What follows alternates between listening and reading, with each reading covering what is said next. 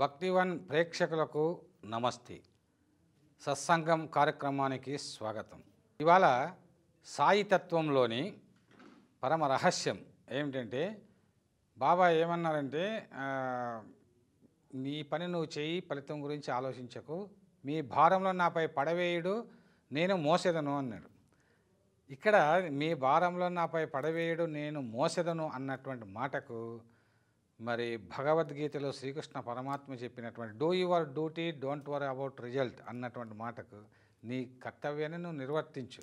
అర్జునుడికి అదే చెప్పాడు కదా, ఫలితం గురించి నువ్వు ఆలోచించుకుని. అలాగా మరి మన మన కర్తవ్యం ఏమిటి, మనం ఏం చేయాలి, మనం ఏం చేస్తే ఎలాంటి ఫలితాలు వస్తాయని మనం ఆలోచించాల్సినటువంటి అవసరం లేదు, బాబా ఆలోచిస్తారు.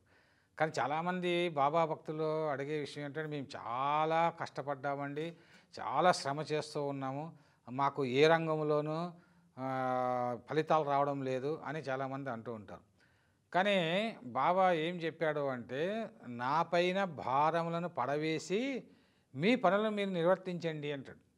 ఒకసారి ఒక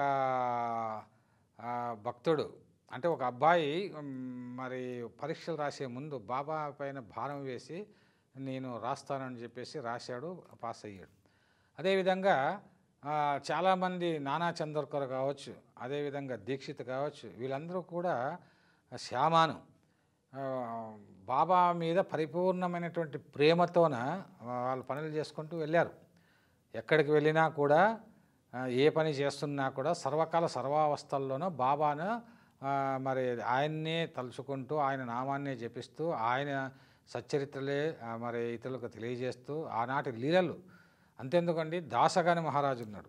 దాసగాని మహారాజు కోరింది ఏమిటి, అతని జీవితంలో జరిగింది ఏమిటి? బాబా భక్తులు బాగా తెలుసుకోవాల్సిన విషయం ఏమిటంటే, మనం ఏదో కావాలని మనం అనుకుంటూ ఉంటాం, కానీ నా భక్తులు సంతోషాన్ని కలిగించేటువంటి వాటన్నిటినీ కోరుకుంటారు. ఆ సంతోషంతో పాటు వారికి అవి శ్రేయస్కరమా కాదా అని ఆలోచించి నేను ఇస్తాను అని చెప్పేసి బాబా అంత స్పష్టంగా తెలియజేశారు. ఆ తెలియజేసినప్పుడు మనము మరి సంతోషాన్ని కలిగించేటువంటి ఒక వ్యాపారం చేయాలనుకుంటాము, సంతోషం కలిగించేటువంటి కొద్దిమంది వ్యక్తులతో సంబంధాలు కలుపుకోవాలనుకుంటాం, సంతోషం కలిగించేటువంటి మనకు నచ్చినటువంటి ఉద్యోగం చేయాలనుకుంటాం, సంతోషం కలిగించే పదవి కావాలనుకుంటాం. కానీ వాటి వెనుక ఆ సంతోషం ఉందా లేదా అనేది వేరే సంగతి. కానీ బాబా ఏమో అవి వారికి, నా భక్తులకు శ్రేయస్కరమా కాదా అని ఆలోచించి నేను ఇస్తాను అని చెప్పేసి బాబా చెప్పారు. ఈ విషయాన్ని చాలామంది గమనించాలి. అంతేగాని చాలామంది బాబా భక్తులు మాకు సరైనటువంటి సంబంధాలు దొరుకుతాయనుకుంటే సరైన సంబంధాలు దొరకలేదు, మరి మా వ్యాపారం యొక్క పార్ట్నర్స్ సరైనటువంటి వ్యక్తులు కాదు, మా చుట్టూ ఉన్నటువంటి వాళ్ళు సరైనటువంటి, మరి ఇన్ని తెలిసి అంటే ఇది కలియుగంలో మోసపోయేటువంటి వాళ్ళు ఉన్నంత వరకు మోసగించే వాళ్ళు ఉంటారు. మరి నేను మోసపోయాము, నేను వ్యాపారాల్లో నష్టం వచ్చింది అంటే ఎందుకు వచ్చింది నష్టము? ఆ బాబా మీద భారం వేసి ఏదో గుడ్డిగా అంటే బాబా ఉన్నాడు కదా నాకేమిటి, నేను ఏ పని చేసేసినా నాకు లాభాలు వస్తాయనుకుంటే తప్పు. కానీ మనిషి ఆలోచించాల్సింది అంటే, బాబా తత్వంలో సేవాతత్వం ఉంది. సేవాతత్వం ఉందంటే మీ ఆకలి కొన్న వరకు అన్నం పెట్టేవారు, గుడ్డలు లేని వరకు గుడ్డలు ఇచ్చేవాళ్ళే నా దృష్టిలో గొప్పవారు అని బాబా చెప్పారు. కానీ ఆకలి కొన్న వరకు అన్నం పెట్టాలని చెప్పి ఇంట్లో ఉన్నటువంటి ధాన్యం అంతా తీసుకుపోయి దానం చేయమని బాబా చెప్పలేదు. నీకు ఎంత కావాలో నీ దగ్గర ఉంచుకొని ఇతరులకు కొంత అయినా సహాయం చేయమని బాబా చెప్పాడు. అంతా సహాయం చేయమని ఎక్కడ ఏ సచ్చరిత్ర అంతా మీరు చదివినా కూడా అంతేందుకు, మహల్ సపతి 10 రోజులు ఉపవాసం ఉన్నా కూడా బాబా పట్టించుకోలేదు. అంటే పరీక్షించాడని అలా 10 రోజుల తర్వాత ఒక 10 రూపాయలు దీక్షితుకి ఇచ్చి వాడికి ఇవ్వు అని చెప్పి బాబా చెప్పాడు.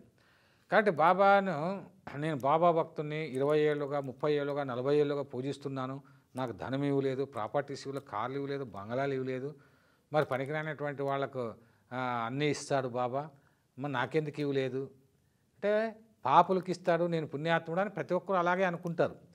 కానీ ఇక్కడ ఏంటంటే ఎంత ఇవ్వాలి, ఏది ఇవ్వాలి, ఎప్పుడు ఇవ్వాలి అనేటువంటిది బాబాకు బాగా తెలుసు.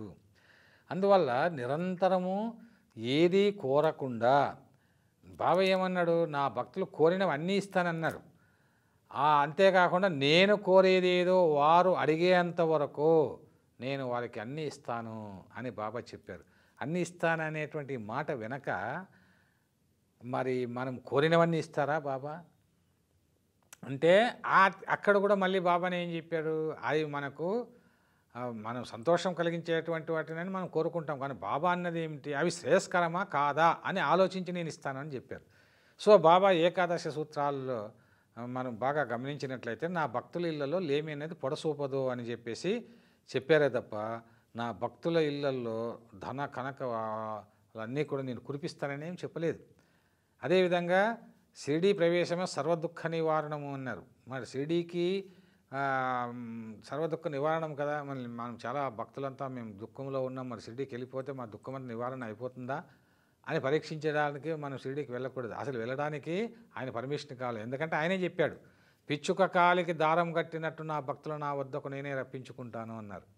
కాబట్టి ఈ విషయాల వెనుకంటే సాయిబాబా చెప్పిన ప్రతి మాట వెనుక చాలా నిగూఢమైనటువంటి అర్థాలు ఉన్నాయి. కాబట్టి ఈ విషయాన్ని మనము బాగా మననం చేసుకోవాలి. అదేవిధంగా ఉపాసనీ బాబా అన్ని సంవత్సరాలు ఖండోబా దేవాలయంలో మరి ఆయన బాబా కోసం నువ్వు అక్కడుండి ధ్యానం చేసి నా గురించి ధ్యానం చేస్తూ ఉండు అని చెప్పారు. బాబా ధ్యానం చేస్తూ ఉన్నారు, రోజు వంట నైవేద్యం తయారు చేసుకుని బాబాకు తెచ్చి ఇస్తూ ఉన్నారు. మరి ఎప్పుడు పరీక్షిస్తాడు బాబా. అతను మరి భిక్షకాని రూపంలో అతని దగ్గరికి వెళ్తాడు, మరి నైవేద్యం తయారు చేసుకొని తీసుకుని వస్తున్నాడు, కానీ ఆ భిక్షకాన్ని గమనించలేదు. ఒక నల్ల కుక్క రూపంలో వెళ్ళాడు, ఆ కుక్క రూపంలో కూడా బాబా ఉన్నాడు అనేటువంటి విషయాన్ని అతను గమనించలేదు. తీరా బాబా దగ్గరికి వచ్చినాడు. బాబా ఏమన్నారే, నేను నా కుక్క రూపంలో వచ్చాను, భిక్షగాని రూపంలో వచ్చాను, పిచ్చివాని రూపంలో వచ్చాను, ఇన్ని రూపాల్లో నేను నీ దగ్గరకు వస్తున్నప్పుడు నువ్వు నన్ను గుర్తించలేదు, అట్లా సర్వజీవరాశుల్లోన నేను ఉన్నాను అన్నటువంటి విషయాన్ని నువ్వు గుర్తించు. కాబట్టి ఫలితము అనేటువంటిది నాకు వదిలేయని బాబా అందుకే అన్నాడనమాట.